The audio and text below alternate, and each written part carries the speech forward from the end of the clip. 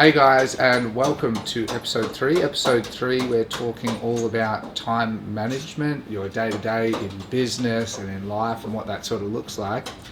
And how do you manage it, Luke? Very poorly, most of the time.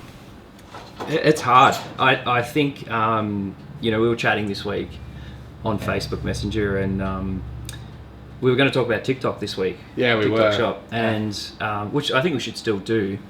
But I've just had like the craziest couple of weeks and just had absolutely no time for anything outside of work and family.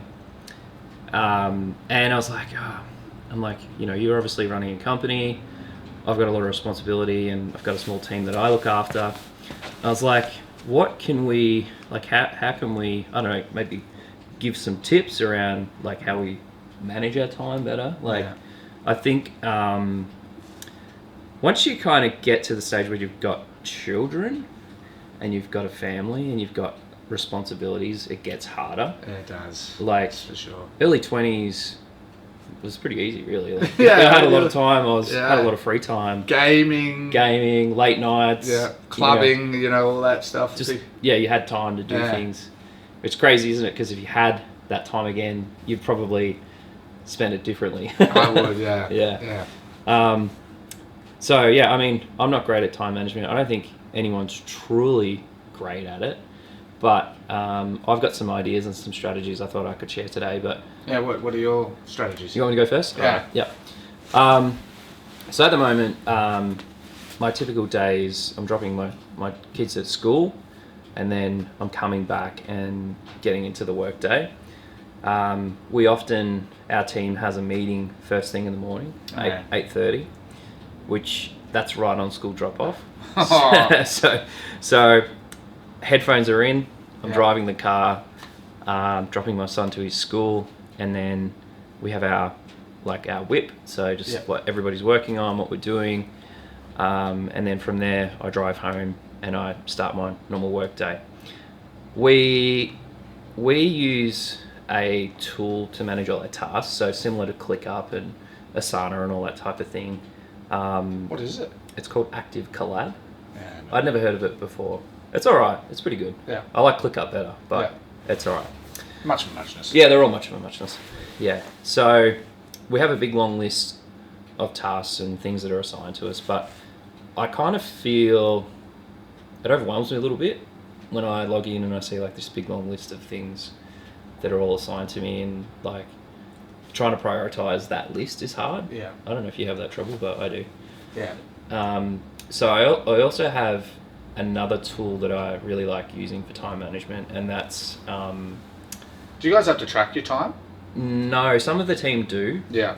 Depending on what they do, the graphic designer tracks time, because sometimes we'll just bill the client directly for that. Yeah.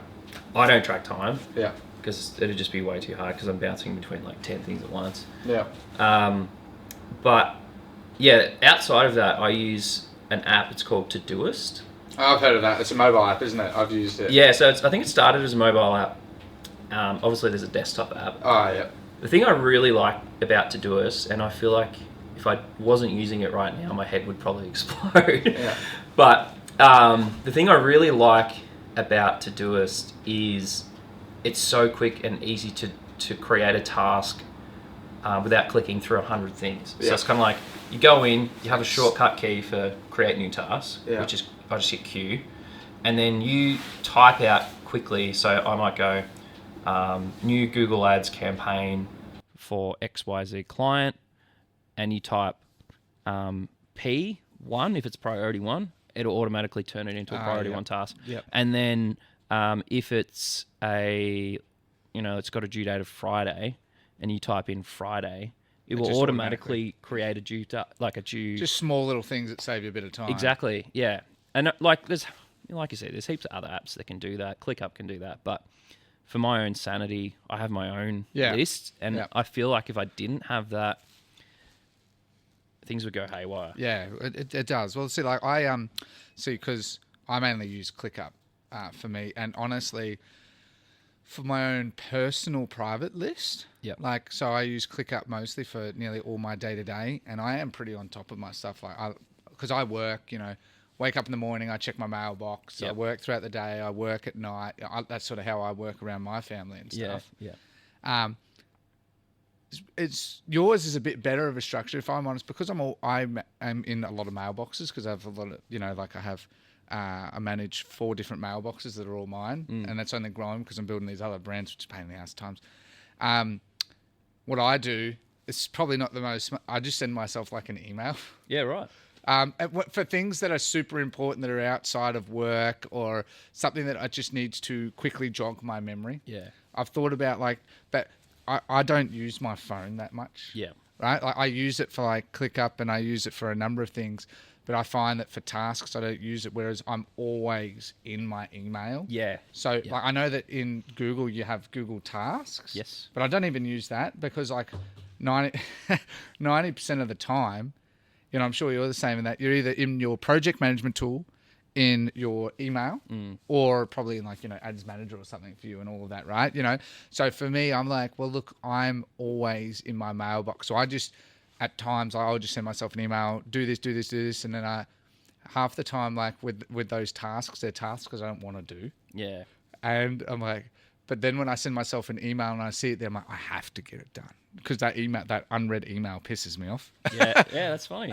So that's just my way of knowing that I have that. I think we all have it, right? The things that, like when you see a lot of tasks, you're like, oh yeah, that one sounds fun. I'll do that one. But this one's a priority, but that one's a total pain and all of that. And so what I try and do is I try and put the most painful ones in an email because I always check that, and it just constantly like, no matter how much my brain's like avoid, I'm like, then that part of me comes in. It's like, you have to do it. You have to do it. Get it done. Get it off your mind. Because I find that for me, one of the worst things is that the more it's on your mind, the more distracted you are. We're both fathers and husbands and stuff. If we're, distracted by work when we're home and everything as well, we're physically there, but we're not mentally actually there. Yeah. In terms of how I improve my time, that's one of the things that that's allowed me to have a lot of flexibility. I'm pretty good at that. One of the keys that I find is, for me, that's worked extremely well is investing in software that automates a lot of your work and focusing on automation first. Like I always look at how I can streamline something so that when I see a task, because we all have it, right?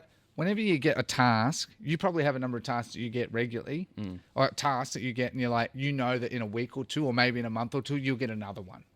So I'm always like, have the perspective of the world as this funny way that it might not be for another week, might not be for another 3 months. So I look at it like, well, I know this task is probably going to come up again. So how can I automate it? So in the future, when it comes up, I have 20% less of that work to do. That's smart. And I just keep doing it. And I find that as a result, I'm actually very much on top of all my work. Like everyone always like, for me, always says to me, how are you able to manage your company all remote and do these other businesses and everything and that so effectively? And it's because I always look at that. The key is that I always find that I never look at something as a one-off. It always comes back in a different circumstance under a different time. So understanding that and then being like, okay, all right, knowing that it's going to come up again under probably a different circumstance, what can I do to fill that gap, knowing that there's going to be that gap in the future? And it's just worked well. And the worst case that always happens if I'm wrong and it never comes up, I've learned something and I've prepared for it. Yeah. So, I do that every day and it's become a habit. And one of the other things that has been a massive time saver for me is, and every business has this, the right people. Yes. Right people and the right culture. Yep. If you have the right people and a good culture that fits into it, I say this to so many people and it sounds so blasé, right? But it's like, I always look at it, it's like, you're putting a jigsaw puzzle together. And that final piece you can't find. When you get the right person, that puzzle piece is solved. Yeah. I've found that so many times, like literally just as of in the last few months, like when I find the right people and put them in the right position and give them for instance, my chief development officer, right? He wasn't originally my chief development officer. He was my website developer. And just through a number of meetings and speaking to some other staff, kept saying that this guy, Rowett is his name, is really good. Spoke with him and then found that like we just synergized. And I'm like, I can see the value in this guy, like the potential. And I kept moving him up the ladder. And now he's at the top because he wanted more power. He wanted more. And because I was really stressed because I was managing all these various things, filling all the gaps. He does it all now. So now I've got all this time. And just every time when you have the right people and you support them, like it's like anything, right? Like it sounds horrible to say, but it's like there's a reason people get divorced. There's a reason that business partners go separate ways. That if you don't get along and see truly eye to eye at a fundamental level, You're in trouble. Yeah. There's cracks. And no matter how much you try and fix those cracks and patch it and sort of justify in our mind that things are good and that things will get better, it never does, because at some point that crack will reopen and all that baggage and damage comes out. I've just learned that the hard way. Like for me, one of the things that I always, as I said, like focus on is that hiring the right people has been one of the biggest time savers, because otherwise, I mean, we've probably all had it, right? Where with the wrong people, you're constantly having to train them. You're constantly having to remind them. You're constantly having to follow up on things. As a leader, that's a pain. You want to focus on moving forward, top level things, instead of sort of always being down here. And so one of the things that I've learned that really works well for me from that is you got your head and your gut, don't you? For me, my head is always the thing that where I get anxious and I get anxiety and I feel guilty and bad about things that I might do. But your gut's like, something needs to change. This is not right? Like something's off. Mm-hmm. And so one of the things that like I've learned is just when my gut's telling me something's wrong and my mind's telling me to avoid it, I push myself through it. Like I get anxious as hell, I'm not going to lie. But I found that for me, I know it sounds like it's not exactly quantifiable, but I found that following my gut always leads me in the direction where I want to go anyway. Yep. And that's been a huge time saver for me because it's pushed me to take the, one of the biggest things in life is the harder something is, the more we avoid it, don't we? Exactly. So now I take the view of the harder something is, the more I'm going to lean in and do it. And as a result of that, I end up doing it. It's shit in the short term, but you end up saving so much because half your time as well is spent. If your energy is low, your productivity is low. That if you're feeling like crap, if you're in like we both worked together when we were in one of the big banks, I just remember the culture there. It's terrible, isn't it? It was terrible. And I was demotivated and deflated every day. As a result, my quality of work just plummeted. I did not enjoy what I was doing at all. I was just honestly there for a paycheck. Yeah. And I wasn't adding any value to the business. I wasn't aligned to that culture. Some people were, but I wasn't. And so for me, I find that having the right people in your culture, whatever that culture looks like, everyone has a different culture, getting the right people indoctrinated into your culture, it's been the biggest thing for me. Yeah. Have you ever found that? Oh, yeah, 100%. 100%. Especially in the last company I worked with, they had a really strong culture. Yeah. Not that they like when I initially started working with them, they weren't trying to push a culture, but they had one. You'll get a culture regardless if you push one or not. Yeah, and that's exactly right. And it's funny because often the culture is what determines if somebody stays or leaves. Exactly. Because it's like, yeah, they might get good at the job, they learn the skills, they become efficient at what they do, but if the culture's off and they don't feel appreciated or... they're going to look at other options, aren't they? Yeah, they're going to look at other options. And I think that's, in this day and age, that's why people, I don't know, you rewind, say, 50 years ago, people would start at a company and they would work there their entire life because typically, as a general rule, those companies would look after their workers and they cared about their workers and stuff like that. And I think that still exists, but it's just different now. It's kind of more... Profit-driven. Profit-driven. It's all about the the bottom dollar and stuff like that. And there's nothing wrong with that. Like companies need to make money, but culture is a really big thing right now, I think, especially remote working. Exactly. Yeah, like it's hard because when you're in a business and you're in an office, you get a general sense of how happy people are. What are we doing on a Friday night? Are we having drinks? Are we playing table tennis during the week on lunch break and stuff like that?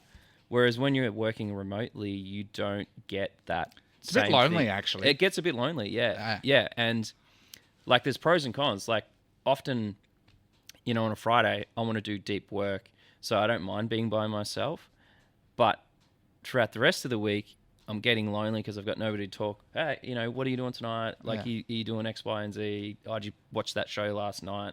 Yeah. You kind of miss that social interaction. So, which big part of that's probably COVID too. But anyway, that's a different topic. But culture, like you just sort of said, culture is really defined by default more by who's in the company. Obviously to some extent the leadership defines. I was just going to say that as well, but like I think about when we were in the same workplace together, the place always pushed like their culture and their values and everything, but because the people in our area, in my eyes, it just wasn't. It felt very toxic to me, and so that's where like no matter what. No matter how good the leadership and their intentions with the culture is, if the people aren't aligned to that culture holds no value. Exactly right. So that's where the leadership and the people you hire have to align to that culture and the values that you want to have. Right from the top too, though. Yeah. Because like, as you sort of said, as a result, you end up getting people that they'll join, some will just stay. But like, I've found that there's it's a small gap, but it's like a universe of difference between good people and great people. And I focus on the great people. I've had to let really good people go that I respect immensely. Yeah. And it's only something that you can find what that definition of great is. But like the way I look at great people, really great people, that has been a massive time saver and productivity boost. So many people we meet in this world, like you look at with work and everything, they just go to work, they do their job, they go home. That's it. That's fine. That's their life. But then you come across those occasional people that it's not work to them. It's like they want to bring their passion in. And that's sort of the key thing I find that I've found is a dramatic thing is passion. When you have passion, you work harder, you work faster, you do better quality work. More efficient. Yep. And that's what I mean by like, it's the missing piece, right? Whereas you find good people, they do their job, but it's just, they see it as a job, right? But imagine if you look at it, change it from being a job to a passion. It's, what was the saying you said? Like it's never a job or something along the lines of, it's not you never work a day in your life. Yeah. If you love what you do. Exactly. Yeah. It's not work if you love what you do, is it? That's right. Yeah. And that's why you want to... One of the things I've learned is you've heard of an entrepreneur?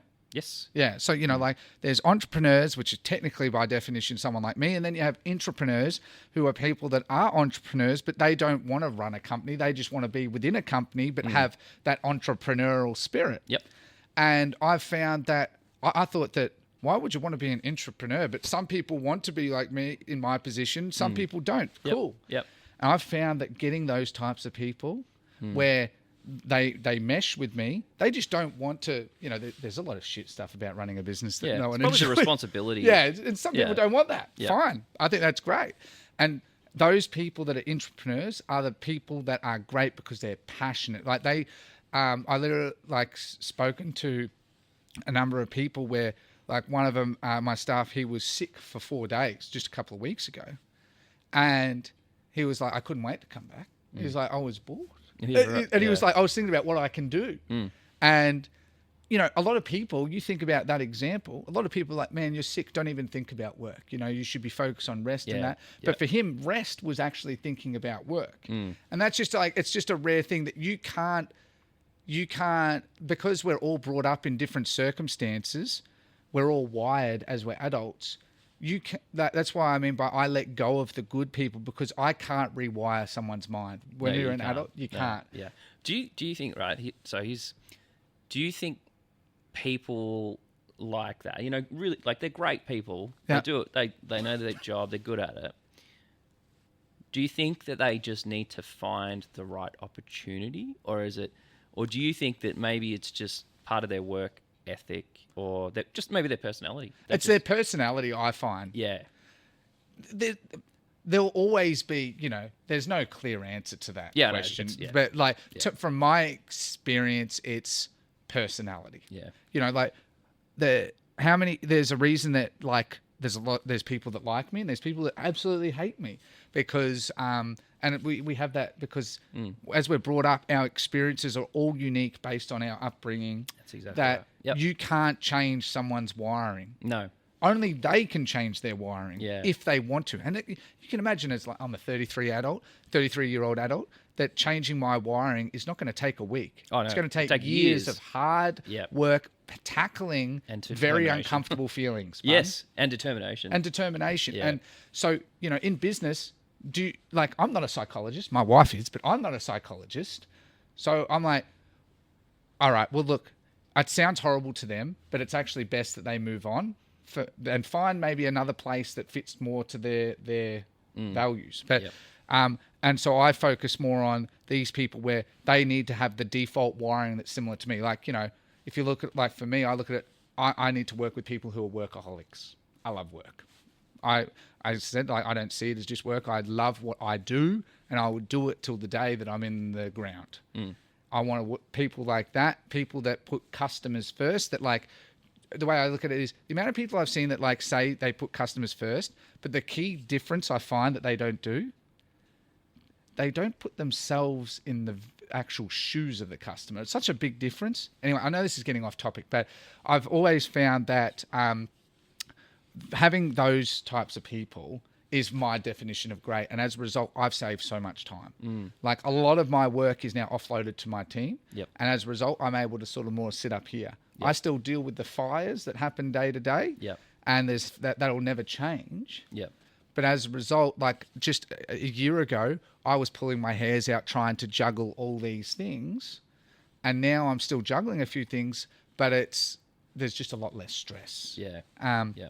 So the biggest time saver is getting the right person with the right attitude. Yes. Ethic. That aligns with you. Yeah. Like, everyone is going to have a slightly different definition of that. Yeah, exactly. The key part is understanding what it is that you are, and then being like, the way I always suggest to people is, if you're interviewing someone, right? I interview them as if I'm projecting myself onto them. Do I see myself in them when they're talking back to me? If I don't, sorry, buddy.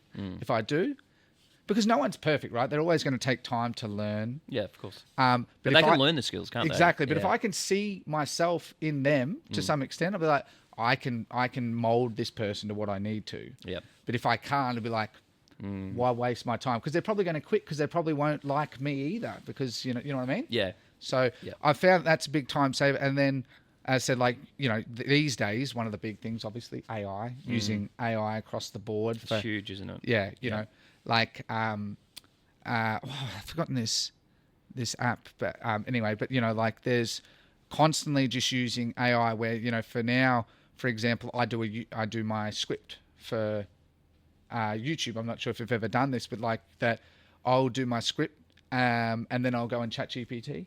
I've got a custom GPT, and I'll say, rewrite this as myself, Ricky Hayes, because I have a custom one for me, and make it.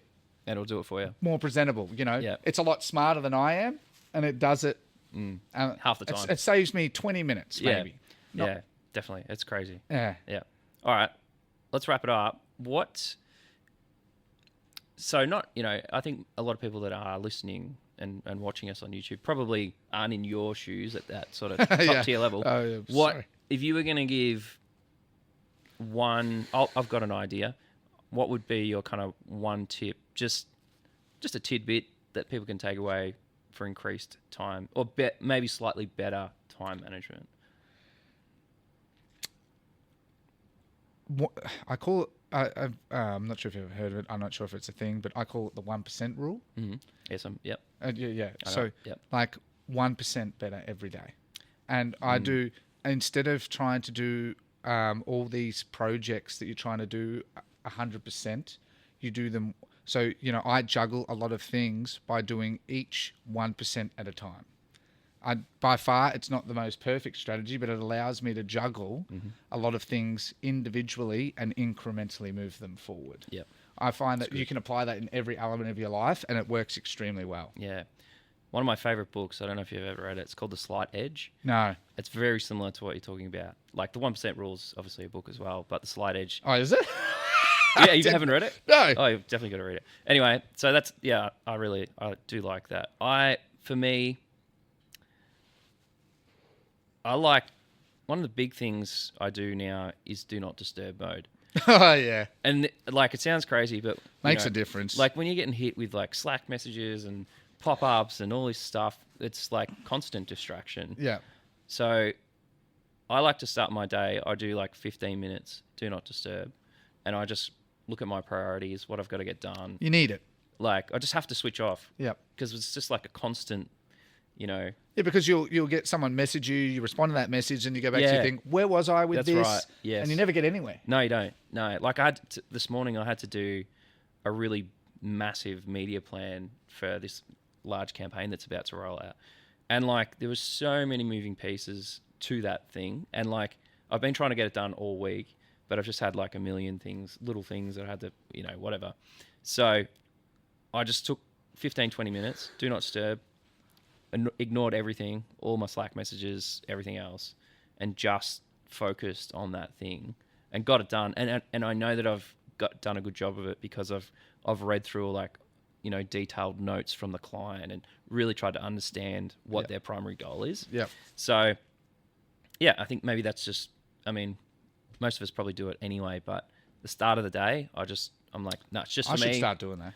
It's good. Like I really feel like I get a lot. I put my headphones on. I put white noise. Oh, okay. I don't have music. I just have like white noise, like an airport or something like that, where it's just, I find if I have music or a podcast, my brain tries to tune into it and listen to the lyrics or... I find, for me, music. Yeah. Just background music, like similar to white noise, of course, but like for me, music. And if it's a song I'm really into, it's like you get in the zone. Right? There are songs like that, aren't there? Where it's like, all right, I've got to get XYZ done. I'm going to put this album on. Yeah. And it just plays and you... Yeah. Half the time you don't even notice it you don't, but like subconsciously you do. Yeah. And it's like, oh my God, I'm just crushing it, bro. All right, good stuff, man. That was fun.